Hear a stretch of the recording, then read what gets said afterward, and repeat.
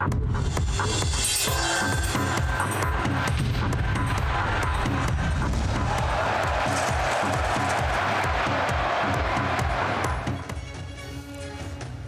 দেখছেন জি 24 ঘন্টা স্পোর্টস 24 নিয়ে আপনার সঙ্গে রয়েছি আমি শুক্লা। শুরুতেই দেখে নেব ফুটবলের খবর নিয়ে আমাদের বিশেষ সেগমেন্ট গোল কিকে।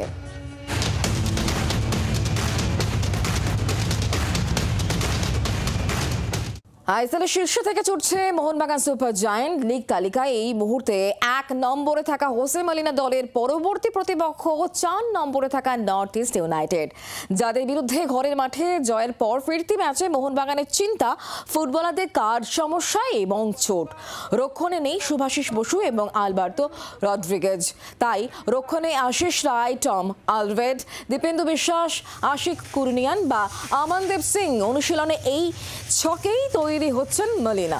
ফরওয়ার্ডে প্রথমবার সুযোগ পেতে চলা দিমিত্রি পেত্রাতোস, জেসন কামিন্স এবং জেমি ম্যাকলারেন, তাই রক্ষণে দুর্বলতা ভুলে আক্রমণে অস্ট্রেলীয় ত্রয়ী ফরওয়ার্ডদের ভরসায় 3 পয়েন্ট তুলে আনার স্বপ্ন দেখছেন সবুজ মেরুন কোচ।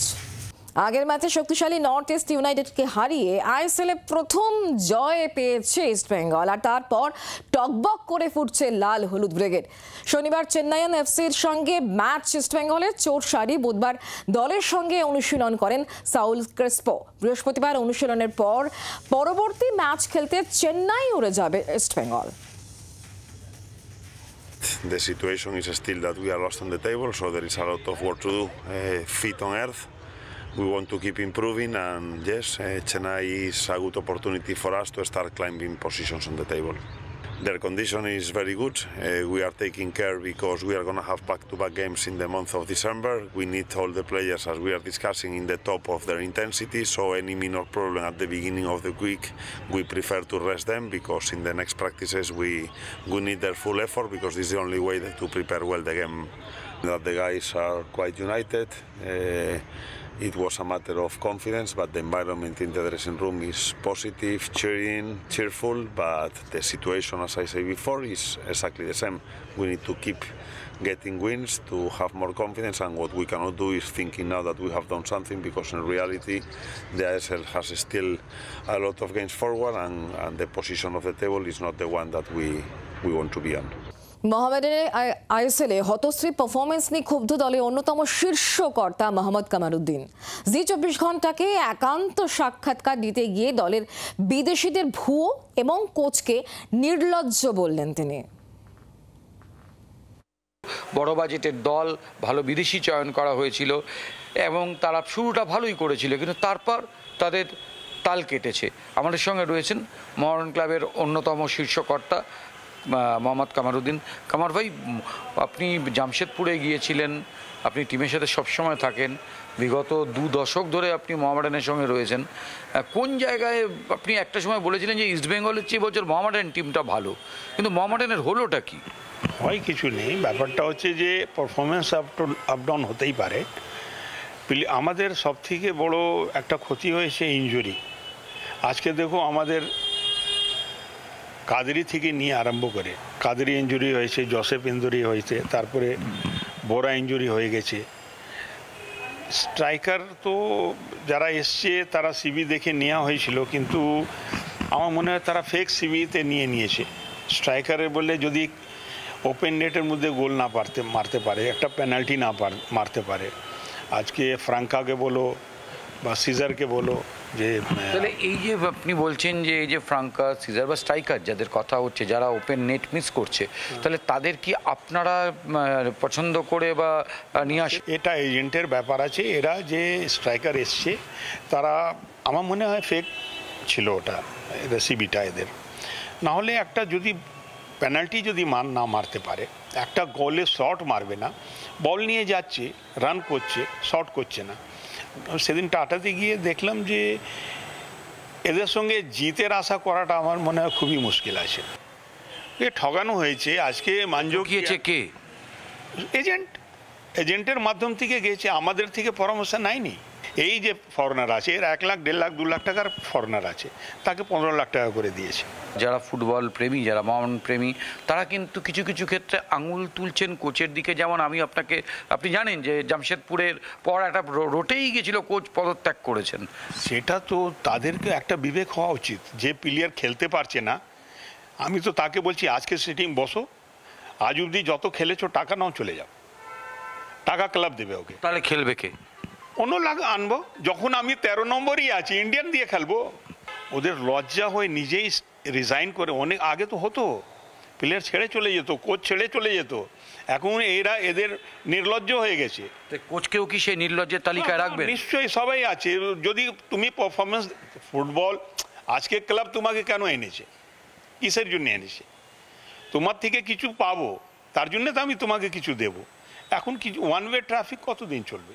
ইস্ট বেঙ্গল ম্যাচের সময় 2 প্লেয়ারের মধ্যে ড্রেসিং রুমের মারপিট পর্যন্ত হয়ে গেছে। কোচের ব্যাপার আছে, কোচকে নিজেই বোঝা উচিত যে আমার কি কন্ট্রোল আছে না আছে।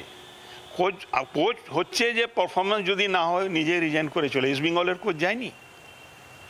নির্লজ্জভাবে তুমি গিয়ে অফিসে 2 ঘন্টা বসে থেকে লাভ কি আছে? ও কি করছে আর কোচ কি করছে? কোচকে তো বুঝতে হবে। কোচকে তো একটা রিটিন দেওয়া উচিত ছিল কি আমার স্ট্রাইকার ফেল হয়ে গেছে, আপনারা বসে স্ট্রাইকারের সঙ্গে একটা মীমাংসা করে দিয়ে একে ছেড়ে দিন। নতুন উইন্ডো আসছে জানুয়ারি মাস থেকে, আপনি নতুন স্ট্রাইকার নেবেন। কোচও কিছু বলছে না, ও দেখছে আমি পয়সা পাবো। অন্যতম শীর্ষকর্তা কামরুদ্দিন, তিনি কিন্তু দলের পারফরমেন্সের রীতিমতো হতাশ, এবং তিনি কোচ এবং স্ট্রাইকারদের সম্বন্ধে বিস্ফোরক মন্তব্য করে জানালেন যে স্ট্রাইকাররা, যারা যেসব বিদেশিরা এসছেন, তারা কিন্তু ফেক বলে তার অভিযোগ।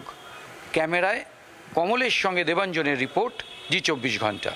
সন্তোষ ট্রফি মূল পর্ব খেলতে হায়দ্রাবাদ যাচ্ছে বাংলা দল। আর হায়দ্রাবাদ উড়ে যাওয়ার আগে জি24 ঘন্টাকে একান্ত সাক্ষাৎকার দিলেন বাংলার কোচ সঞ্জয় সেন। গতকাল তার সাক্ষাৎকারের প্রথম অংশটি দেখিয়েছিলাম, আজ দেখে নেব সাক্ষাৎকারের শেষ অংশটি। প্রথম ম্যাচ জম্মু কাশ্মীর, এবং জম্মু কাশ্মীর ইদানিং যথেষ্ট ভালো ফুটবল তারা খেলছে। টার্ফে একদিন পর একদিন ম্যাচ খেললে প্লেয়াররা কি অত্যধিক বেশি বার্ন আউট হয়ে যায়? তুমি 10 দিনে 5টা ম্যাচ খেলছো, ইটস ইনহিউম্যান। এটা আমাদের বলে না, প্রতিটা খেলোয়াড়দের কাছে। সার্ভিসেস এবং মণিপুরের মতো দল আপনার সঙ্গে একই গ্রুপে রয়েছে, যে সার্ভিসেসের সঙ্গে বাংলার ট্র্যাক রেকর্ড কিন্তু সাম্প্রতিককালে খুব একটা ভালো নয়। অতীত নিয়ে পড়ে থেকে ভালো লাভ নেই। অতীতে কি হয়েছে সেটা দেখে তো আমাদের লাভ নেই, আমরা কি করতে পারি সেটা দেখতে হবে। আমরা এখন তো সার্ভিসেস মণিপুরকে নিয়ে মাথা ব্যথা আমরা খারাপ করতে চাই না। আবার বলছি, আমাদের প্রথম match Jammu Kashmir, it's a tough match. ওই ম্যাচটা আমাদের লক্ষ্য জিতে শুরু করা। এরপরে ম্যাচ বাই ম্যাচ যখন আসবে তখন আমরা নিশ্চয়ই হোমওয়ার্ক করব, সেইভাবে আমরা প্রস্তুতি নেব। জম্মু কাশ্মীরের ফিজিক্যাল ফুটবলটাকে কি সমীহ করছেন? এভরিথিং, কারণ জম্মু কাশ্মীরের যে কোচ আছে মেরাজ, আমি যখন মোহামেডানে ছিলাম ও খেলেছিল, আমার একটা ভালো লাগছে যে আমার উল্টো দিকে মেরাজ কোচ করবে, এবং আমরা একসাথে প্রো লাইসেন্স করেছি লাস্ট ইয়ার। এবং মেরাজউদ্দিন যথেষ্ট ভালো কোচ, এবং খেলোয়াড়েরাও আমরা যেটা ভিডিওতে দেখেছি, খেলোয়াড়গুলো যখন প্রাথমিক পর্বের খেলা হচ্ছিল, আমাদের খেলা যেরকম ওরাও দেখেছে, আমরাও তাদের খেলা দেখেছি। তো আমার মনে হয় ভালো লেগেছে। ফিজিক্যাল অ্যাজ ওয়েল অ্যাজ তারা বুদ্ধিদীপ্ত ফুটবল খেলে। ঠিক কোন কোন জায়গাগুলোতে একটু শুধরে নিতে হবে, কোন জায়গাগুলো রেকটিফাই করে? এভরি ডিপার্টমেন্টে, আক্রমণ থেকে মাঝমাঠ থেকে ডিফেন্স থেকে সব। আমি যদি মনে করি আমরা 7 গোল করেছি, 4 গোল করেছি, ওগুলো অতীত, ওইগুলো নিয়ে কেউ পড়ে থাকে না। নতুন খেলতে চলেছি, নতুনভাবে শুরু করতে হবে। তো এভরি ডিপার্টমেন্ট, সেখানে গোলকিপার থেকে ফরওয়ার্ড অবধি আরও বেশি শার্প হতে হবে, আরও বেশি কনসেন্ট্রেট করতে হবে। এবং একটা উচ্চ পর্যায়ের টুর্নামেন্টে চ্যাম্পিয়ন হতে গেলে যা যা করা প্রয়োজনীয় সেটা খেলোয়াড়দের করতে হবে। এই সন্তোষ ট্রফি জেতার ব্যাপারে এবার আপনি কতটা আশাবাদী? দেখো, আশা নিয়ে সকলে বাঁচে, এবং মুখে ফুটবলটা হয় না, আমাদের খেলতে হবে। এবং অতীতে তোমরা বলছো যে বাংলা এত সাফল্য পেয়েছে, 38টা টিম তখন কেউ রিপ্রেজেন্ট করতো না, সীমাবদ্ধ ছিল 4-5টা টিমের মধ্যে চ্যাম্পিয়নশিপ। সেখানে মোহনবাগান, ইস্টবেঙ্গল, মোহামেডানের সব প্লেয়ার খেলতো, আউটস্টেশন প্লেয়াররা খেলতো। এখন চিত্রটা বদলে গেছে। এখন ভারতীয় ফুটবলটা যেভাবে স্প্রেড আউট হয়েছে, 38টা টিম এই বছর খেলছে সন্তোষ ট্রফিতে। আমার মনে হয় না অতীত দিনে যখন বাংলা এত সাফল্য পেয়েছে 38টা টিম খেলতো। এবং সবথেকে বড় কথা, গোয়া কেরাল সার্ভিসেস এবং পাঞ্জাব এর মধ্যে সীমাবদ্ধতা থাকতো বাংলা। তো আমি বলছি না যে অতীতে কি হয়েছে সেইটা ছোট করার ব্যাপার না, অতীত নিয়ে পড়ে থেকে লাভ নেই, আমরা কি করতে পারি সেটা ভাবতে হবে। এবং মোহনবাগানের কথা বলছো, এটা 10 বছরের আগের কথা, ওইটার কোনো মানে রাখে না আমার কাছে এটা একটা নতুন চ্যালেঞ্জ, প্লেয়ারদের কাছে চ্যালেঞ্জ। সেই চ্যালেঞ্জটা কি করে, কঠিন হয়তো হতে পারে, কিন্তু সেই চ্যালেঞ্জটা কি করে পার করতে হয় তার জন্য আমরা অনুশীলন করছি, কনসেন্ট্রেট করছি, দেখা যাক। 3টে জায়গা বলুন, যে 3টে জায়গা আপনি অত্যন্ত জোর দিচ্ছেন মূল পর্বে, কোন 3টে বিভাগ? না, গোল খাওয়া চলবে না প্রথম কথা।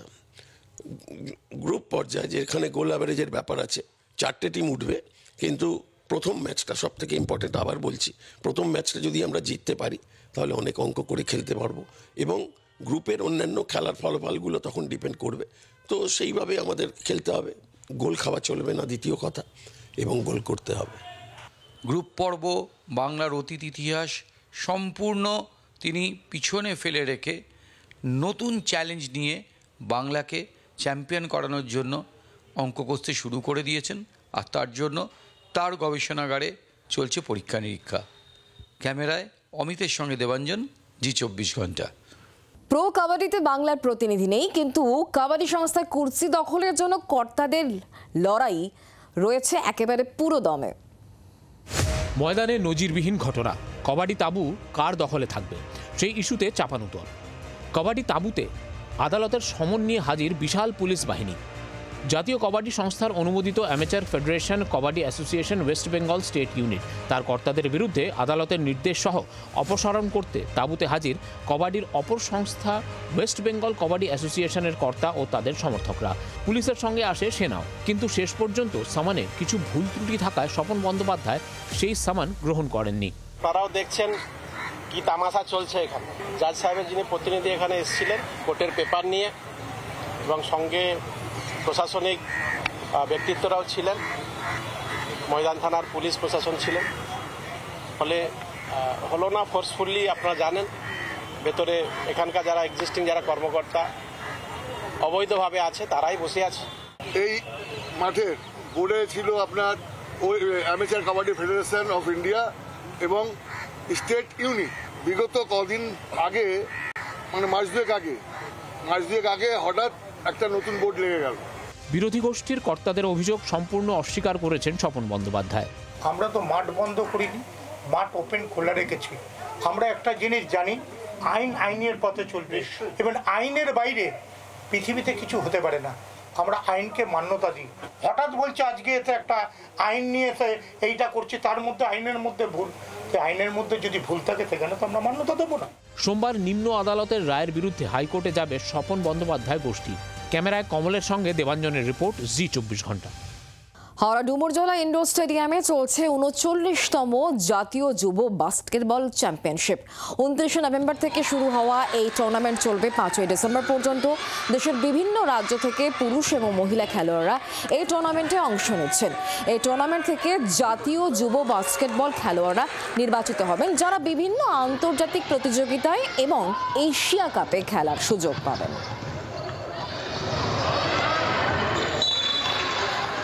बास्केटबॉल फेडरेशन ऑफ इंडिया की जो रेगुलर टूर्नामेंट नेशनल लेवल की होती है वो हर साल होती है।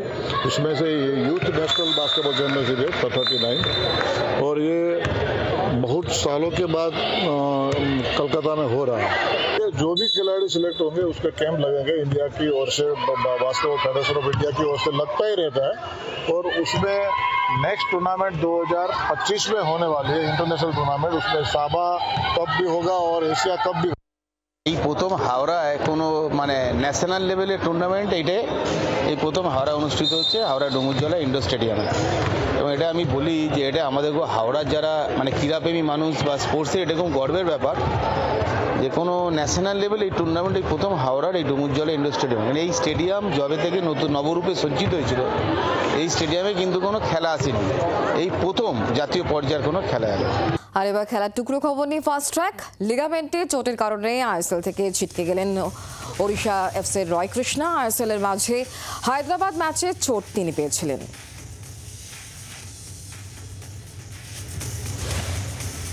টেস্ট ব্যাটারদের আইসিসি ক্রমতালিকায় 4 নম্বরে নেমে গেলেন যশস্বী জয়সওয়াল। নিউজিল্যান্ডের বিরুদ্ধে 100 রান করে 2 নম্বরে হ্যারি ব্রুক। শীর্ষে জো রুট, 3-এ কেন উইলিয়ামসন। অষ্টম ম্যাচে ড্র করলেন গুকেশ। বিশ্ব দাবা চ্যাম্পিয়নশিপে ডিং লিডেনের বিরুদ্ধে ড্র করেই চলেছেন ভারতীয় গ্র্যান্ড মাস্টার ডি গুকেশ।